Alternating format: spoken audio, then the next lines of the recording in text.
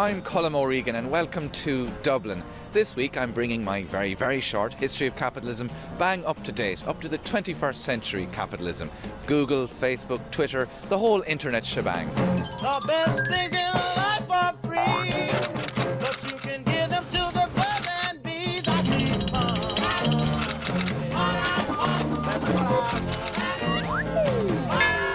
But what does capitalism even look like today? Is it smokestacks and big chimneys? Or is it Google and don't be evil and everybody sitting around in ironic t-shirts? These kind of innovations, big new technologies, always change the way people want to do business in quite profound ways. The shiny buildings in this area all around me are just a tiny part of that innovation. Ireland's technological cluster, or Silicon Valley, if you will.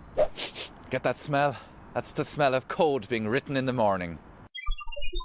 Emergence of new industries and bubbles, speculative bubbles following that emergence, is a common feature in capitalism. So that's all very well, but what does the Dublin of 5 or 6 years ago tell us about the crisis of capitalism? Dublin is the epicenter of both the crisis of capitalism and also the causes of that crisis as well. Ireland has skipped the industrial development period and all other stages of capitalism and moved straight towards the embracement of corporatism.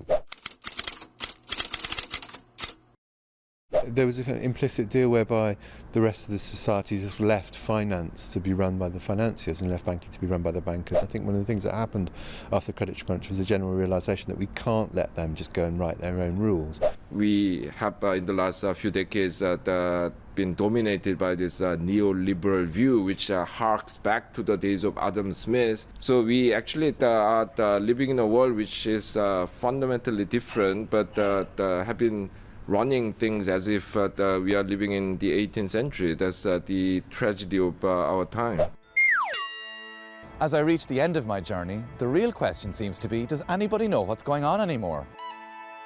This building behind me was to be the new headquarters of Anglo-Irish Bank.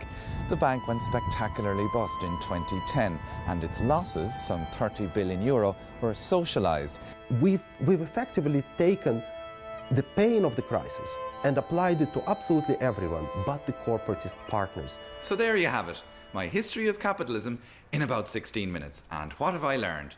Yeah, good question actually. No, I have learned some stuff. I've learned of the history. I've learned some economic theories. I've spoken to some academics and experts and economists. The system will meet a violent death. But what's probably stuck with me the most is the other ordinary Joe Soaps like myself who are wrestling with these high concepts of economics and finance. It's comforting to know that when you don't know something, at least you're in good company. And speaking of company, like any good capitalist, I think I've spotted a niche in the comedy market. I'm going to try and tell some capitalism jokes to some new comedy audiences. So, wish me luck. Welcome to the stage, Colm O'Regan. Industrial Revolution. What's that all about? Am I right? Am I right? What's this? It's Adam Smith and his invisible hand. And I'm like, why don't they call it Milton Keynes? Thank you. I've been Colm O'Regan.